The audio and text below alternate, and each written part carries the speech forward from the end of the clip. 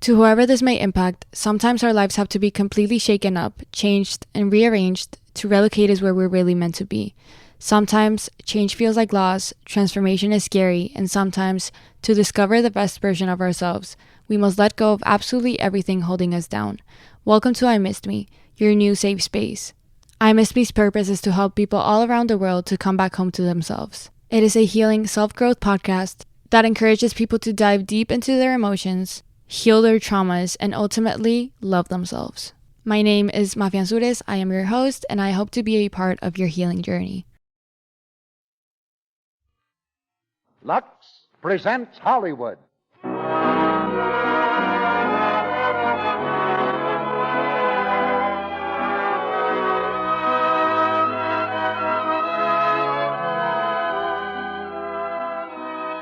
The Lux Radio Theater brings you Ida Lupino and Basil Rathbone in Wuthering Heights.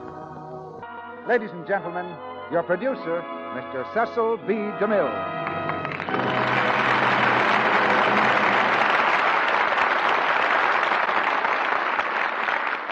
Greetings from Hollywood, ladies and gentlemen. And incidentally, it's good to be back in Hollywood. Like most travelers, I had a wonderful time on my trip across the country. And like all homebodies, I'm glad to be home. Especially glad when there's a play like Wuthering Heights to do, with stars like Ida Lupino and Basil Rathbone. For sheer drama and excitement, few stories can equal Wuthering Heights. It's a wild, tempestuous play, stormy as its locale in the bleak English moors.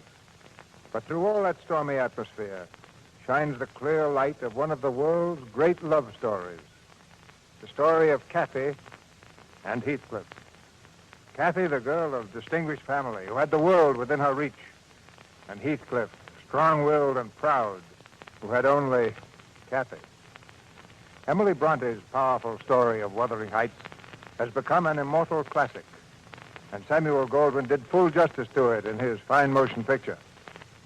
As Cathy in our radio production tonight, we present one of the finest young actresses on the screen, Ida Lupino, in one of the greatest emotional parts of all time. As Heathcliff, you'll hear one of the screen's finest actors, Basil Rathbone, in a part that only a fine actor should play. Last week, when I spoke to you from New York City, I told you how enthusiastically women from coast to coast had referred to both the Lux Radio Theater and the two products behind it, Lux Flakes and Lux Toilet Soap. Coming back, I heard the same story and more. I learned that people everywhere regard the Lux Radio Theater as a real American tradition, just as they consider our two products, Lux Flakes and Lux Toilet Soap, important to modern American living. I find that I've become a three-way personality. Some connect me with the Lux Radio Theater, some with pictures, and others, well, as one charming woman in New York said when my name was mentioned, DeMille. Oh, yes, Lux Toilet Soap. That and your magnificent response to Northwest Mounted Police would warm the cockles of any showman's heart. Now we present the story of Wuthering Heights, a story written a century ago, but as modern as tonight's newspaper. The curtain rises on the first act, starring Ida Lupino as Cathy and Basil Rathbone as Heathcliff.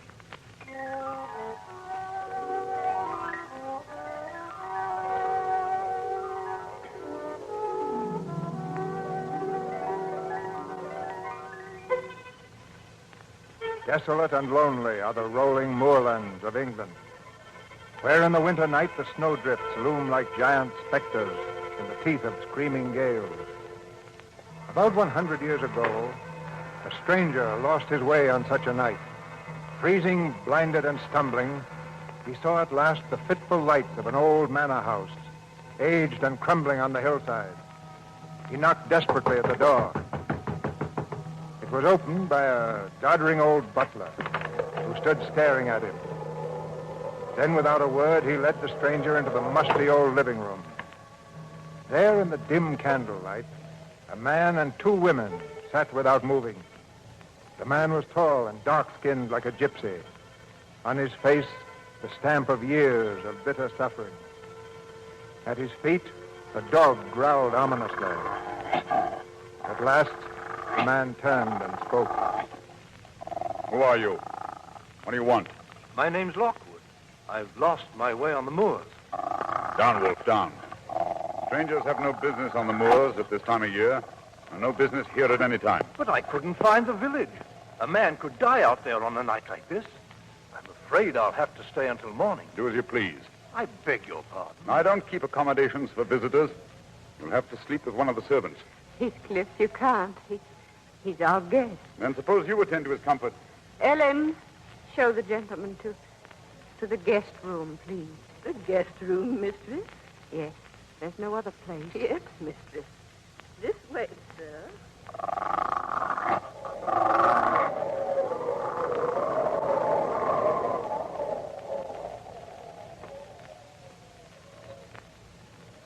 Now, if you'll hold the lamp, sir, while I unlock the door. Of course. Mind you don't stumble on the carpet. It's about falling to pieces, I'm afraid. You call this the guest chamber? It was, once. It's a trifle depressing. May I light a fire? No fire will burn in that grate, sir. The chimney's been clogged for years. Must have been a fine old house once. What's it called? This is Wuthering Heights, sir. And the tall chap downstairs with the piercing eyes. That'll be Master Heathcliff, sir. And the once lovely lady who looked at him with fear. That's his wife, Mistress Isabella. Well, good night, sir. And if you want anything, there's the bell rope. My name is Ellen. Thank you, Ellen. Good night. Good Lord. The window. The catch broke in the wind, sir. Stand back. I'll close it.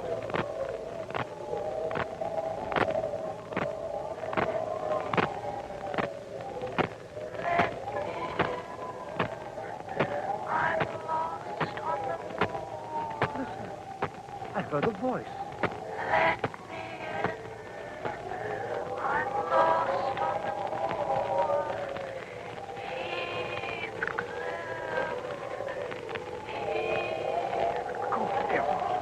A hand. A cold hand grabbed my wrist. A hand. Didn't you hear the voice? A woman shouting she's lost on the moor. What's going on here? A voice out there. A woman crying that she's lost.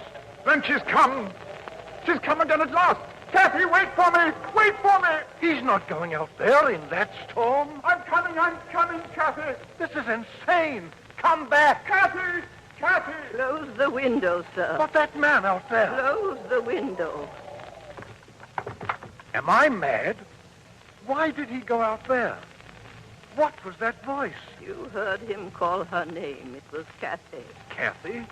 Who's she? Kathy is a girl who died. I don't believe in ghosts, if that's what you mean. I don't believe in phantoms sobbing in the night. You don't believe. Well, perhaps if I told you her story, you would change your mind about the dead returning. Tell me her story.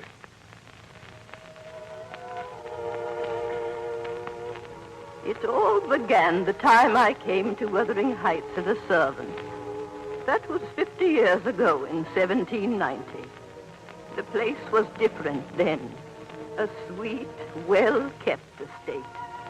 Mr. Earnshaw was master, a fine man who dearly loved his two children, Cathy and Hindley. One day, Mr. Earnshaw returned from Liverpool with a foundling boy he had picked up. A dark, savage-looking gypsy lad with the most dreadful marks of beatings on his back. Mr. Earnshaw called for me the moment he arrived. Give him a good scrubbing, Ellen, and put some of Hindley's clothes on him. Yes, sir. Come with me, lad. Don't touch me. Let me alone. Goodness. Now, son, Ellen won't hurt you. You're safe here. No one will ever beat you again, and you'll always have plenty to eat. Papa's home. Papa's home. Out of my way. Well, Hello, Father. Hindley and Cathy. Papa, who's that boy? Yes. Who is he, Father? Children, our little guest will pay us a visit for a time, as long as he wants a home here. He's dirty. Look at him. Cathy, don't make me ashamed of you. Hindley, he'll sleep in your room. In my room? I won't let him. He's a dirty gypsy. That will do, Hindley. You must learn to share things. Take charge of the boy, Ellen. And what will his name be, Mr. Earnshaw? His name? I think we'll call him Heathcliff. Yes, sir. Come, Heathcliff.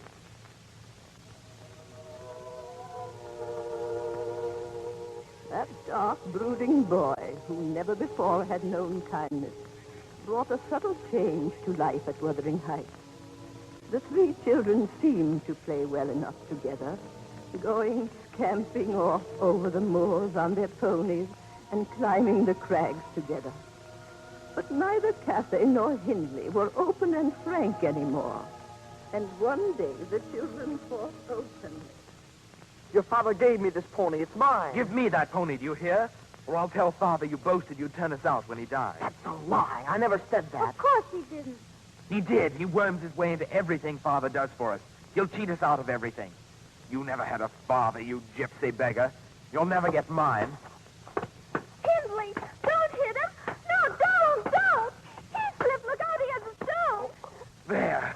Fancy that'll teach you. Hindley, he's bleeding. Served him right. Gypsy scum. Heathcliff, are you hurt? He hit me with that stone. Please, Heathcliff, don't look like that. Why don't you ever cry when you're hurt, like other people? Why should I cry? I'll pay him back someday. I don't care how long I wait, if I can only pay him back. Heathcliff, don't say those things. Come, Heathcliff. Now Henley's gone. We can have a game at the castle again. I don't feel like playing at the castle. Please. You always smile and laugh when we're there. Come on, Heathcliff. We'll play our game.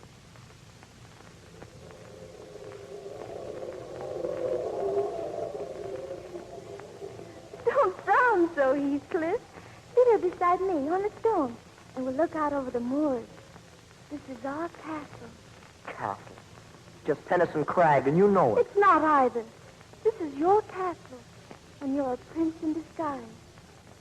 Tell me about it again. It's all true. Cross my heart. Your father was Emperor of China, and your mother a Queen of India. You were kidnapped by wicked sailors and brought to England. Don't make fun of me, Kathy. I'm not making fun of you.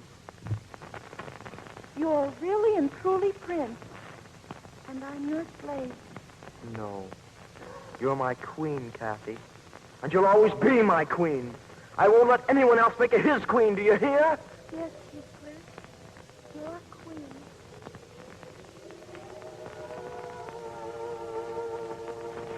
And that's the way they grew up, wild and free, roaming the moors together. But Hindley grew more and more jealous. Cathay was 18 and Hindley past 21 when Mr. Earnshaw died. Good man, he never saw the evil of life and had raised Heathcliff like his own son. But on the very day of his funeral... You're not going into that room to look at my father's body. Why? He loved me more than he did you. He's past your wheedling now. I'm master of Wuthering Heights. If you want to stay here, we've need for a stable boy. A stable boy? That or get out.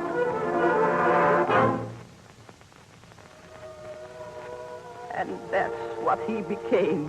Heathcliff, who had lived under this roof as one of the family, was a stable boy. Well, give me a hand up to my saddle. Very well. Sir, you gypsy beggar. How many times must I tell you? Sir. That's better. By the time I come back in the morning, I want these stables scrubbed. Scrubbed, you understand? If they're not, I'll thrash you till my arm drops. Heathcliff. Yes, Cathay? Heathcliff, I heard him. How much longer are you going to stand this? I don't know what you mean. Look at you. Dirty and unkempt and in rags. Why aren't you a man? Why don't you run away? Run away? From you? You could come back rich and take me with you. Oh, why aren't you a prince like we said long ago?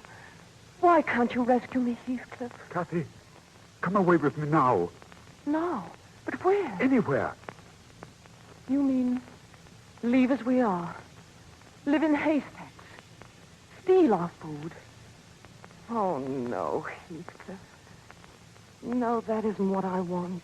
You just want me to go off alone. Well, that won't do. I've stayed here since your father died, been beaten and cursed like a dog, abused and driven mad. Just because I could be near you. And like a dog, I'll stay to the end. To the end. Yet Heathcliff did run away. The curses and insults were too much even for his great love. And so he disappeared. Cathay found a new world in her first introduction at Linton Manor, with Edgar Linton and his sister Isabella, both Cathay's age. Music and laughter were there, shining eyes and dancing, and it was escape from Wuthering Heights. Edgar Linton fell madly in love with Cathay, and they were constantly together. And then I remember so well. One evening, Edgar brought Cathay home in the pony cart. As quickly as I could, I tried to warn her. My hand down from the cart, Miss Cathy. Ellen. Oh, Ellen, we had the most marvelous time. Judge Linton had guests from Liverpool. Cathay, come here. Excuse me, Edgar. There's something wrong, Ellen. Heathcliff. Heathcliff? When did he come? Last night. He talks so strange. Here he is now. Hello, Cathy. Heathcliff. Heathcliff, you said you'd stay away. Why were you gone so long? I didn't expect to find you here. Why were you gone so long? Because I've met the Lintons. Because I was at their house. Because I've learned to dance and had a wonderful, delightful, fascinating time. Are you the stable boy? Would you mind putting my horse up for an hour? Yes. And you might wash your hands and comb your hair, Heathcliff, so I needn't be ashamed of you before a guest. And look after Mr. Linton's horse, please. Let him look after his own horse. Pleasant fellow. How can your brother allow such a beast of a gypsy stable boy to act like this? Beast of a gypsy stable boy? Of course. A roadside beggar giving himself airs of equality. What do you know about Heathcliff? Judging from this performance, all I need to know. He was my friend long before you. That blackguard? Blackguard and all, he belongs under our roof. And you'll speak well of him or get out. Cathy, are you out of your senses? Get out, I said. Or stop calling those I love names. Those you love? That stable boy? Yes. Cathy, what possesses you? Do you realize what you're saying? I'm saying I hate you. I hate the look of that milk-white face. I hate the touch of your soft, foolish hands. Some of that gypsy's evil soul has gotten into you, I think. Yes. Some of that beggar's dirt is on you. Yes, yes. Now get out.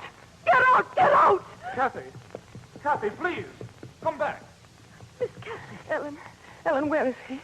Where's Heathcliff? Tell me. He's across the moors, towards Penistone Crag. Oh, Heathcliff.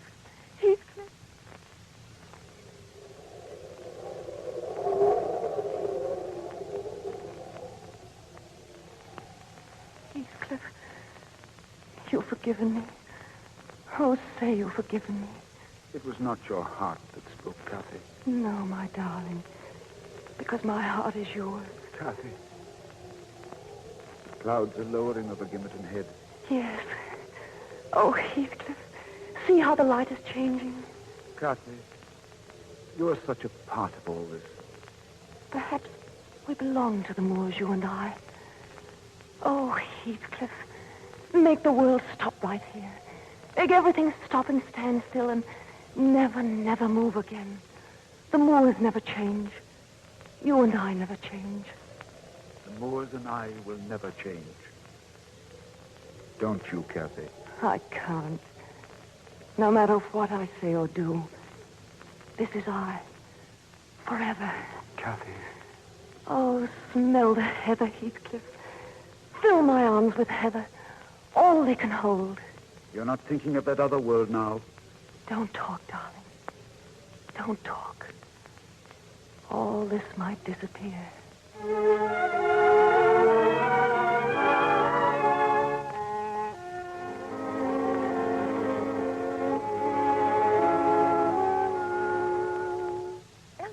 Ellen, hurry, please. My hair's not nearly fixed yet. Well, what is the matter? Supposing you're not ready when your Mr. Linton gets here. Any young man who comes sniveling back after the way you treated him. But Ellen, I sent my apologies to him, didn't I? Of course he'll come. Cathy, I can't believe this change in you. Why, just yesterday it seems you were a stupid, harum-scarum child with dirty hands and a willful heart. Oh, that's my other nature, Ellen. I still have it. Used to fly around wild. But now I can coax it into a cage whenever I want to. Heathcliff, since when are you in the habit of entering my room? I want to talk to you. Get out, Ellen. I will not. I take orders Get out. from Miss... Now that we're so happily alone, may I know to what I owe this great honor? He's coming here again. Who? You know who I mean. That stupid fop Linton. You're unbearable. Utterly unbearable. Why are you dressed in silk? Because gentlefolk dress for dinner. Why are you trying to win his puling flattery? I'm not a child anymore. You can't talk to me that way. I'm not talking to a child. I'm talking to Kathy. My Kathy. Oh. I'm your Kathy. Yes. And I'm to take orders from you. A dirty stable boy. Allow you to select what dresses I shall wear. And bow humbly to your horrible, wretched tempers. Kathy, where is your heart? You had your chance to be something else. You left here once. Well, why did you stay away? Now let me alone. That's right. The dirty stable boy can't come near you lest he soil your dress. But who soils your heart? Who turns you into a cheap, vain, ambitious fool? Linton does. You let yourself be loved by him because you want to be a fine lady. Because it pleases your stupid, greedy vanity. Stop it. Thief or beggar is all you were born to be. Kneeling beside the road begging for favors.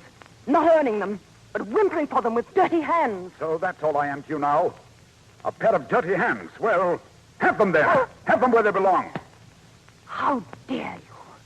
How dare you? No. It doesn't help to strike you.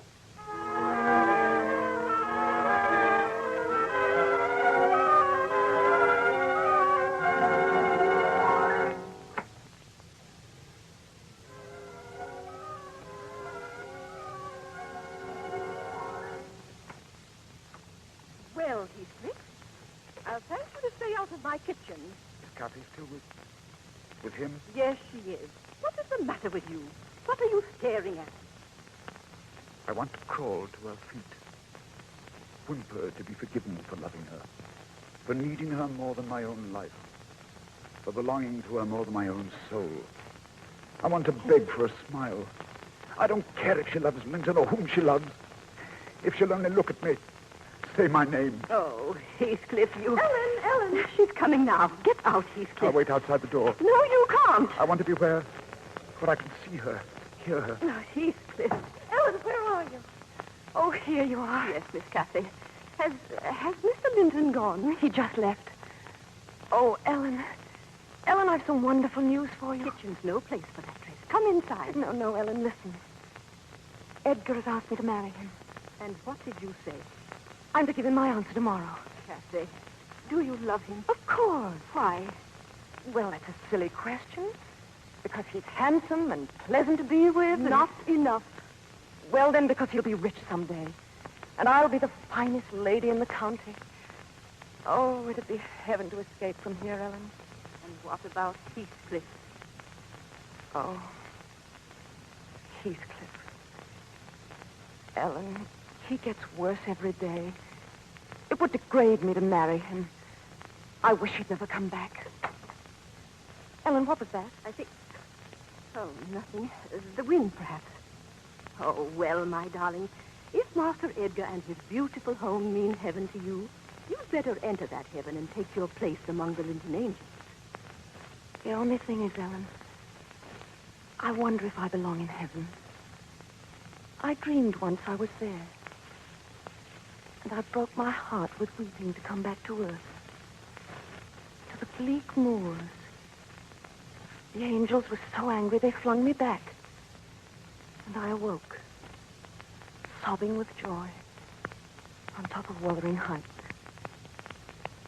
So, Ellen, I suppose I've really no more business marrying Edgar Linton than I'd have in heaven. But, Ellen, what can I do? You're thinking of Heathcliff. Who else? He's sunk so low.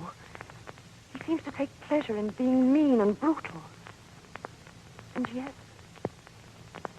he's more myself than I am. Whatever our souls are made of, his and mine are the same. Everything he's suffered, I've suffered. The little happiness he's known, I've known too. Everything else in the world died, and only Heathcliff remains. Life would still be full for me. Who was that? Ellen.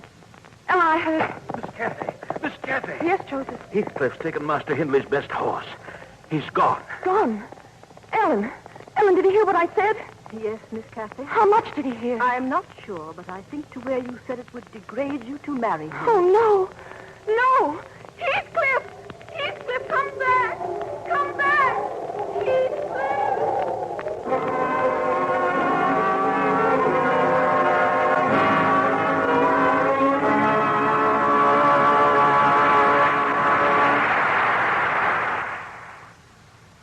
Act 2 of Wuthering Heights, starring Ida Lupino as Cathy and Basil Rathbone as Heathcliff.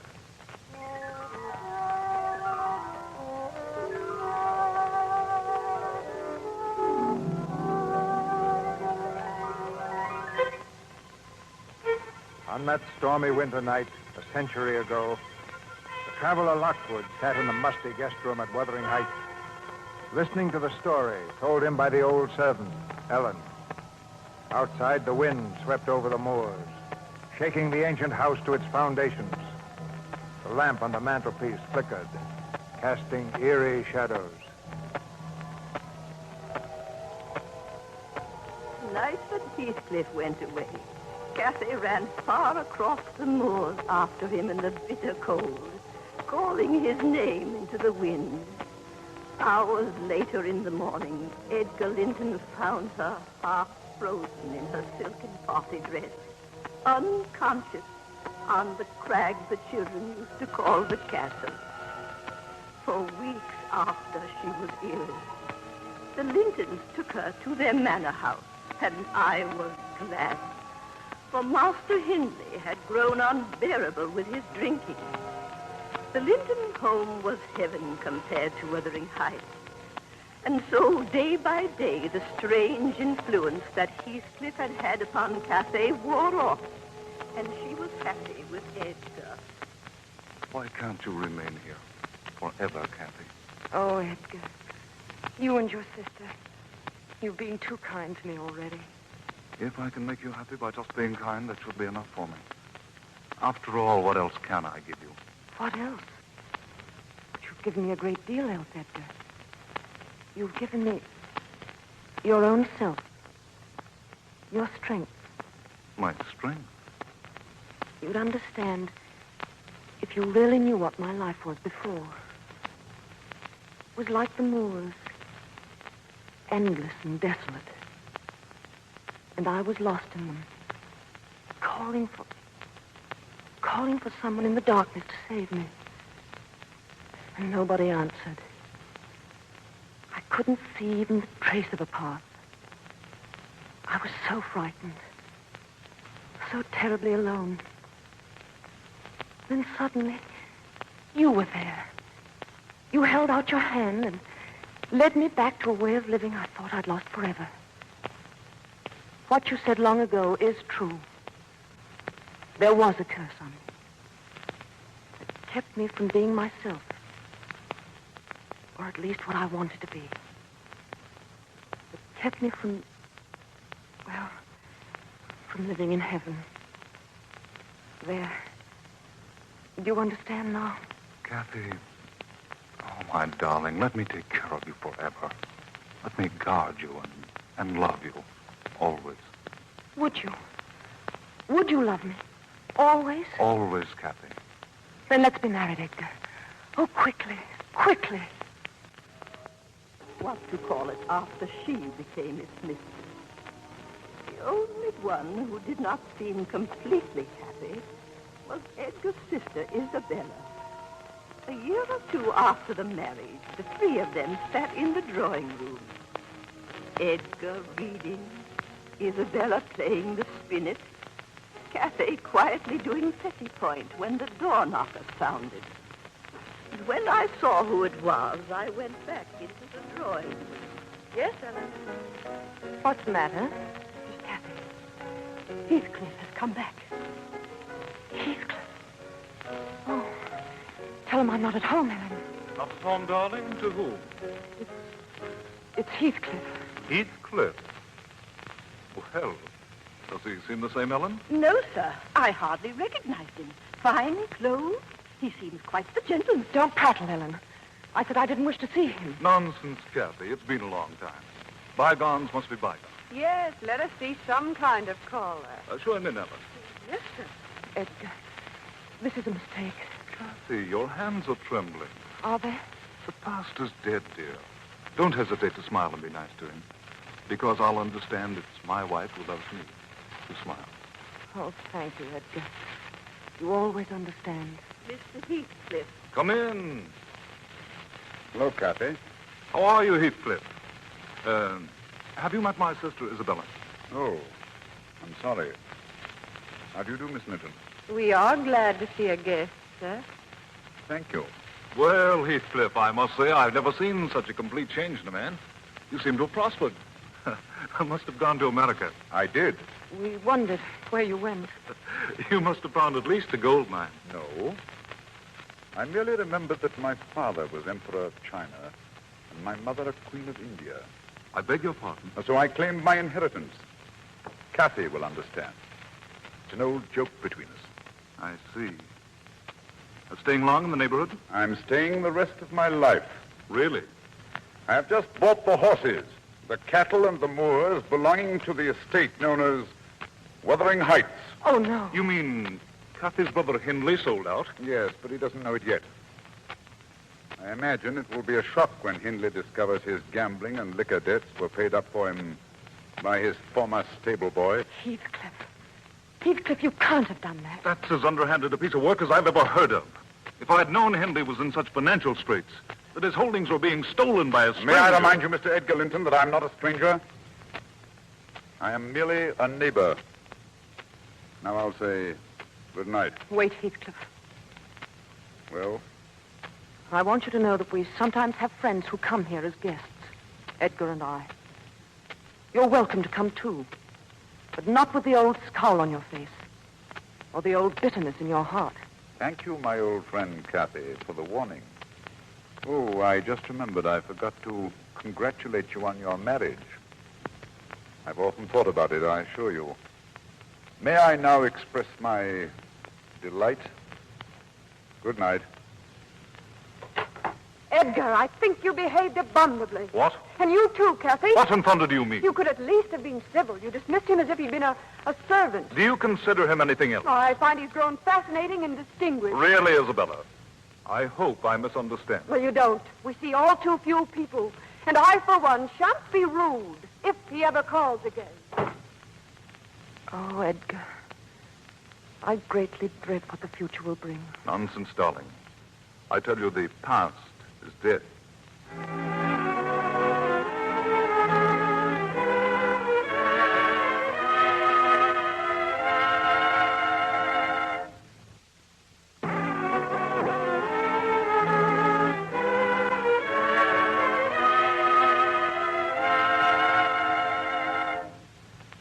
That's all, Joseph. I'll occupy the master bedroom. Yes, sir. You will stay on, of course. Thank you, sir. Shall I pack Master Hindley's things? No. Just move them out of the master's bedroom. He will remain under this roof. Master Hindley, sir? Yes. He gave me a roof once when I needed it. I take it he's drinking a great deal. Yes, sir. Though Dr. Kenneth has ordered him not to. Give him all the drink he wants. Yes, sir. Oh, a lady's waiting to see you, sir. A lady? From Linton Manor, sir. Oh, why didn't you tell me? In future, announce visitors at once. Oh. Miss Linton. Are you disappointed, sir? Not at all. I was passing by and my horse went lame. I see. I just want to tell you that I'm furious with my brother and with Kathy. They received you most shamefully last night. Your brother didn't send you with this apology, eh? Oh, no. In fact, he's forbidden me to... Forbidden you to speak to me? Yes. And Kathy also forbade you? Yes. Then in all the moorland, you're my only friend? I would like to be. Thank you. Miss Linton, I enjoy frankness. You didn't come here to apologize, and your horse didn't go lame. Why, You came here because you're lonely. Because the house you live in is too happily wedded for an outsider. Because it's no joy to ride the moors alone. Isn't that right? Yes. Then you needn't be lonely anymore, my dear. Oh, You think it's strange that I should kiss you? I don't know. You hated it? No. I see you like frankness, too.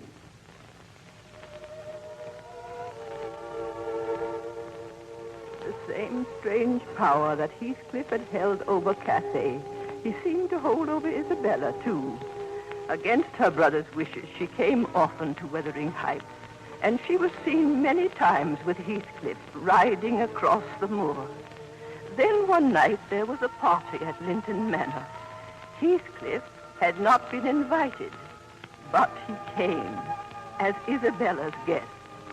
He danced every dance with her, but his looks were all for Cathay, dark, brooding looks, until the guests grew uncomfortable and left before the evening had well begun. Later that night, Cathay went to Isabella's room. Isabella, may I come in? If you wish. You getting ready for bed? Yes. Wasn't it a lovely dance tonight? Though I think you could have been more gracious to my guest. Isabella, may I speak to you for a moment? Well? You behaved disgracefully. In what way, may I ask? It was bad enough asking Heathcliff here without consulting us or preparing You'd us. have forbidden me. But to make a spectacle of yourself. To throw yourself at him the way you did. Nobody else would pay attention to him. You refused to dance with him. I had to dance. Every dance as a result. Oh, you fool. You vain little fool. Really, Cathy? I'm going to open your eyes, Isabella. He's using you. Using you to be near me. To smile at me behind your back. To stare at me until our guests fear his murderous gypsy look. To try to rouse something in my heart that's dead. Well, I shan't let you help him any longer. So that's what you mean. It's you who are vain and foolish, Cathy. Heathcliff's in love with me. It's a lie. It's not a lie. He's told me so. He's kissed me. Yes, kissed me. Held me in his arms. Told me he loves me. Isabella, I'm going to your brother. Yes, go to Edgar. Tell him Heathcliff's asked me to marry him. And that I said yes. You hear? Yes. Isabella, you can't. He's not a man. He's something horrible and dark to live with. I know why you say such things. Because you love him. How dare you say You that? do love him. You're mad with pain and jealousy at the thought of my marrying him. Because you want him to pine for you, dream of you, die for you. While you're safe as the lovely Mrs. Edgar Linton. You won't have him happy. You want to hurt him, destroy him. But I want to make him happy. And I will. I will.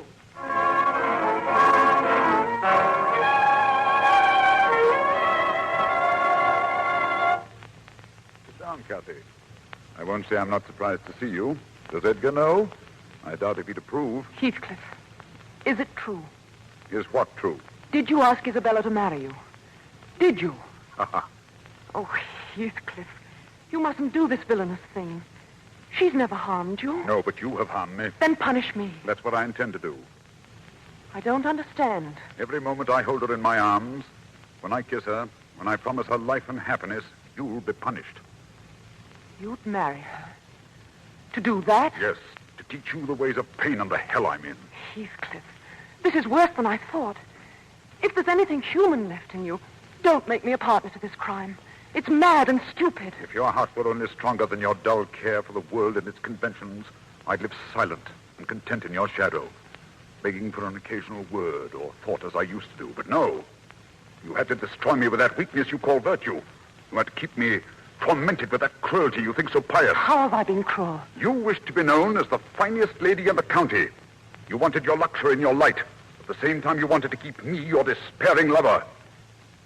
Now that I'm returned, had you given me the smile of love, I might have been content. Well, now you needn't think of me as your despairing and foolish lover. You can think of me as Isabella's husband and be glad for my happiness, as I am glad for yours.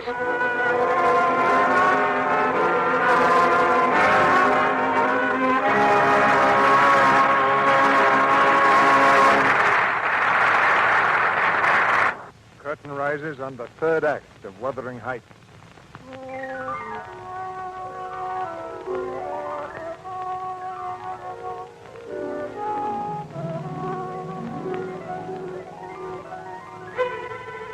In the crumbling house on Wuthering Heights 100 years ago, the candle burns low in the dreary guest room.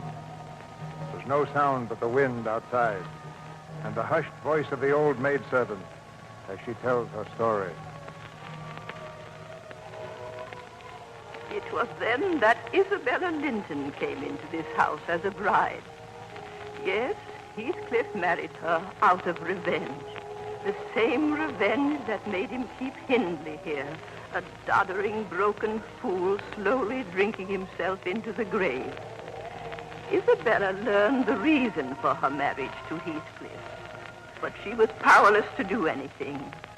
And then one day, Dr. Kenneth, an old friend, came to see her. He had come that morning from Linton Manor. I tell you, Isabella, go back where you belong, to Edgar's house. Edgar disowns me, Dr. Kenneth. I know, but he needs you now. Kathy's gravely ill. Really? Didn't you know? It's a matter of days now. Perhaps hours. She can't be dying. Fever. Inflammation of the lungs. This intense cold and something else. Something else? Yes. I'd call it the will to die. Kathy dies, I might begin to live. Isabella. Begin to live.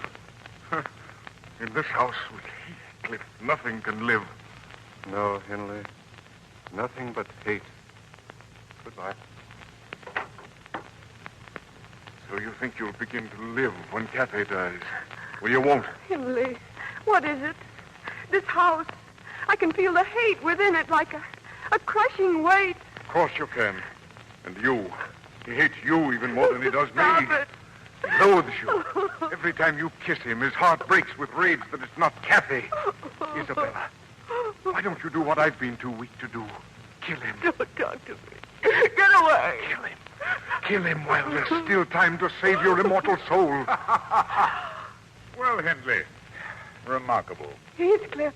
Really, Hindley, the first coherent speech I've heard from you in weeks. Heathcliff, please don't. I tried to stop him. Thank you, my dear wife. Your loyalty is touching. Your curses will come home to feed on your own heart. Every agony you've given will return. Laugh now, Heathcliff. There's no laughter in hell. Heathcliff, why do you have him here? I can't breathe with him in this house. Existence would be so much less without my boyhood friend under my roof. Oh, Heathcliff, you poison yourself with paying him back what he gave you. Send him away, and love will come to this house. Kiss me, Heathcliff. Tell me you love me. Tell me, darling.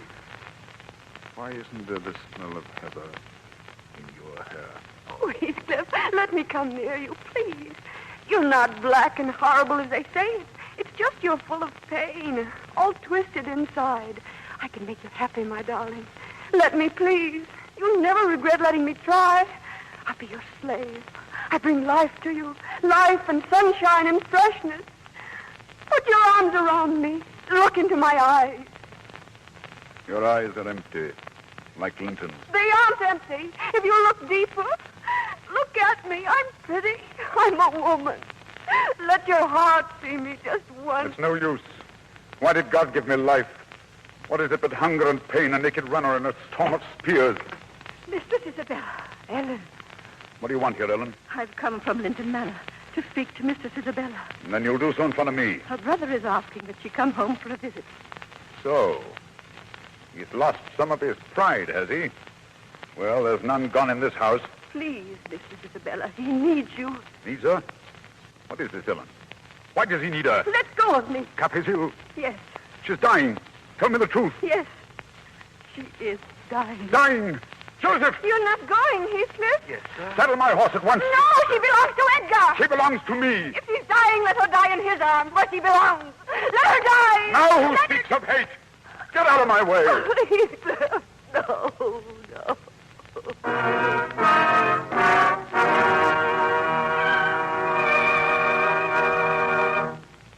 And there was a murmur from the heights, a faraway and wild wings of Lucifer beat on the night.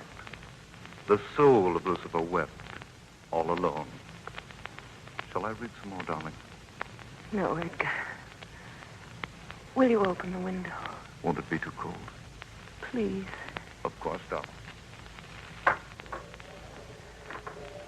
Oh. Oh, I can smell the heather. Edgar, isn't there a soft wind? Isn't the snow almost gone? Yes. Quite gone. Edgar, will you get me something? Anything you wish, my darling. Some heather. There's a beautiful patch near the castle. Will you get it from there, Edgar? What castle, Kathy? The castle on the moors, of course. Bring me some from there, Edgar. You're in a fever, dear. There is no castle on the moors. There is. There is.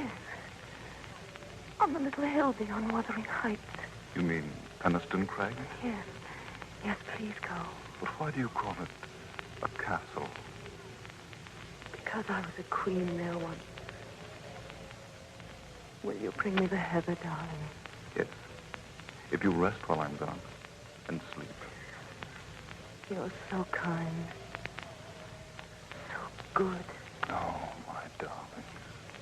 You made me the finest lady in the county. Such lovely clothes. I've always adored that velvet dress the most. Wasn't it a wonderful dress, Edgar? Wonderful when you wore it. And you'll wear it again soon, my Kathy. Go now, please. Get me the heather so I can have it on my pillow. Sleep, my darling. I'll be back with the flower you want.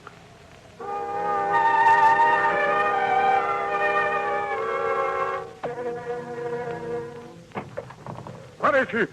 Where's Kathy? She is not to be disturbed, sir. Master Edgar's gone for the doctor. Get out of my way.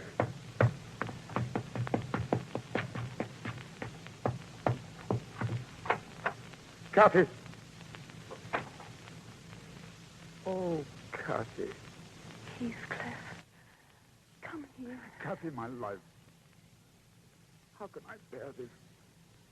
I dreamed you'd come before I died. And when you came in my dream, you scowled at me once more. Kathy. Does it hurt so much to see me die? Please, Kathy. Don't hurt me. How strong you look, Heathcliff. How many years do you think you'll live on after? Kathy, you're my life. My soul. Oh, my darling. Don't let me go. If only I could hold you till we were both dead. Please. Please don't speak of death. Will you forget me? And be happy when I'm in the earth? Never. Will you say, this is the grave of Catherine Earnshaw?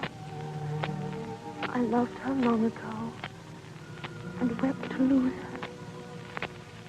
But all is past. I could as soon forget you as my own life. If you die, Kathy, if you die, there will be no peace for me, ever. Poor Heathcliff. I want to die. To escape. Why did you betray your heart? Kathy, you killed yourself. My darling, hold me. Just hold me. No, I'll not comfort you. You deserve this. Oh, Heathcliff, don't break my heart. I never broke your heart, Kathy. You broke it. My tears don't love you, Kathy. They blight and damn you. You loved me. What righted you to throw away my love for that poor fancy thing you felt for him? I found out, Heathcliff. Misery and death and all evil could never have parted us. You did that alone, Kathy. You wandered off like a greedy child to break your own heart. And mine. I know, Heathcliff. Forgive me. Oh, Kathy. Your wasted hands. Why didn't someone tell me? I forgive you for what you've done. I love you. I love my murderer. Heathcliff, carry me to the window. Let me look at the moors with you once more. Oh, my darling, once more. Yes, yes.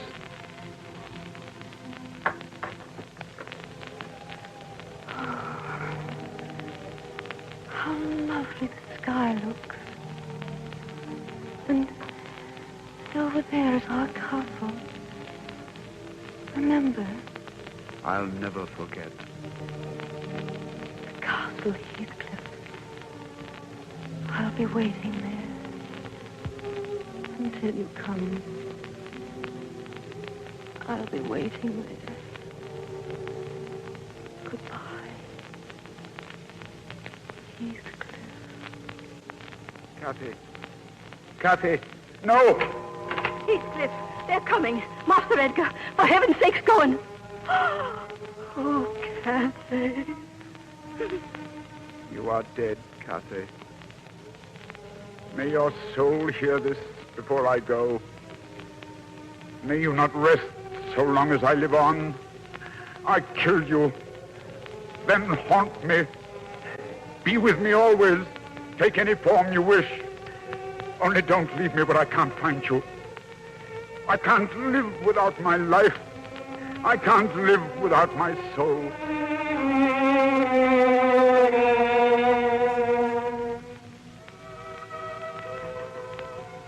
And though that was 20 years ago, I can still hear and see that wild hour, with poor Heathcliff holding the dead body of his beloved and trying to tear away the veil of life and death, crying out to Kathy's soul to haunt and torment him until he died. Then the strange hand that gripped my wrist last night, the strange voice that called to me was Kathy, and Heathcliff went to follow her into the storm. It wasn't Kathy herself, but her love, Kathy's love, stronger than time, sobbing for its unlived days. Who's there? It's Dr. Kenneth. Open the door. Dr. Kenneth, what's the matter? I was just crossing the moor on my way home. Did you see Heathcliff? Yes, I saw him from my carriage. He was wandering through the snow with a woman. A woman, you say? Yes, a young woman she seemed, and as mad as himself. They were walking through the storm with their arms about each other. I shouted at them, but they didn't hear. I started toward them. I was nearly up to them when of a sudden my horse reared and plunged. And then I found him alone, lying in the snow. Heathcliff was dead. Dead. By the castle. By the Penistone Crag. Yes. However did you know?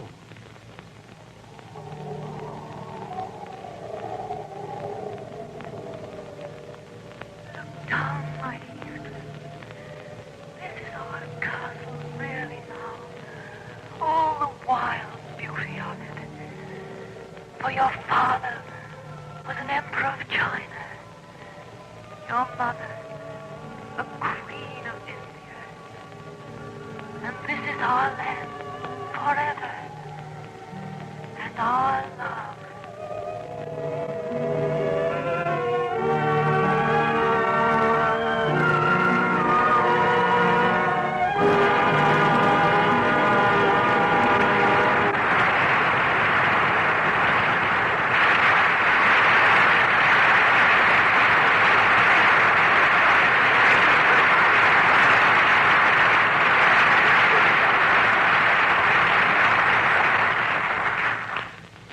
Curtain falls on the timeless love story of Kathy and Heathcliff, and Wuthering Heights fades into the past.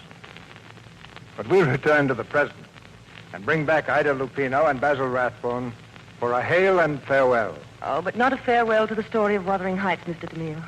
I don't think the world will ever let it die. Well said, Ida.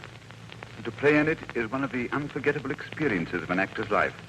Do you know, C.B., I have still another reason to be grateful for the privilege of being your Heathcliff tonight. Another reason? It strikes me I'm the one should be grateful to you. No, C.B., I'm delighted to play a part that isn't all villain for a change. Why, Basil, I didn't know you felt that way about villains.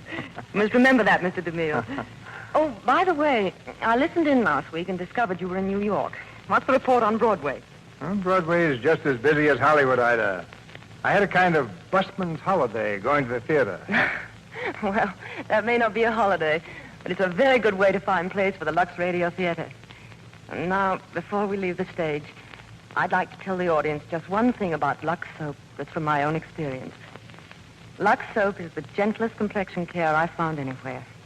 I've used it ever since I came to Hollywood. I like it better all the time. That enthusiasm for Lux soap must be contagious, Ida. Everywhere I went, I found it had plenty of friends. What about next Monday night, C.B.? Next Monday night? Well, Basil, we're going to present a play that was a great success on the screen. Nothing Sacred. And our stars will be Douglas Fairbanks, Jr. and Joan Bennett. You'll hear Joan Bennett as a girl who becomes a national heroine overnight. And Douglas Fairbanks, Jr. as the reporter who made her famous. Nothing Sacred is a romantic comedy with a surprise twist. And behind it all is a warm human story. I know you'll enjoy next Monday night. Oh, yes, I saw the picture. With Joan Bennett and Douglas Fairbanks, Jr. in the cast, I think you'll have a great radio play, Mr. DeMille. I'm certainly going to listen. Good night. Good night. To whoever this may impact, sometimes our lives have to be completely shaken up, changed, and rearranged to relocate us where we're really meant to be. Sometimes change feels like loss, transformation is scary, and sometimes, to discover the best version of ourselves, we must let go of absolutely everything holding us down. Welcome to I Missed Me, your new safe space. I Missed Me's purpose is to help people all around the world to come back home to themselves. It is a healing self-growth podcast that encourages people to dive deep into their emotions, heal their traumas, and ultimately love themselves. My name is Mafian Sures. I am your host, and I hope to be a part of your healing journey.